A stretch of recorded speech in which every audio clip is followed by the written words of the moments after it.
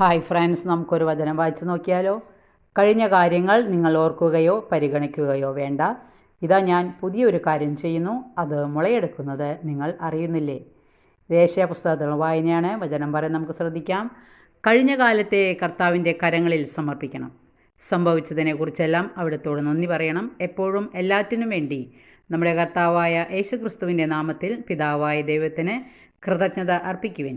നന്മയും അനുഗ്രഹവുമായി സാധാരണ നാം എണ്ണുന്നത് മാത്രമല്ല, എല്ലാ സ്തുതിയുടെയും ബലിയായി ദൈവസന്നിധിയിൽ ഉയരണം. അപ്പോഴാണ് കുറ്റബോധവും നൊമ്പരവും വിദ്വേഷവും വിട്ടുപോയി സമാധാനം നിറയുന്നത്. പഴയതിനെയെല്ലാം ബോധപൂർവമായ തീരുമാനത്തോടെ മറക്കാൻ സാധിക്കുന്നതും അപ്പോഴാണ്.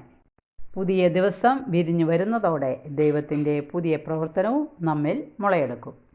കഴിഞ്ഞ കാര്യങ്ങളെക്കുറിച്ച് ഓർക്കാതെ പുതിയ കാര്യങ്ങൾ തീരുമാനമെടുത്ത് ജീവിതത്തെ ക്രമീകരിക്കാനായിട്ട് ശ്രമിക്കുക. വായന ഇഷ്ടപ്പെട്ടെങ്കിൽ ലൈക്ക് ചെയ്യുക. താങ്ക്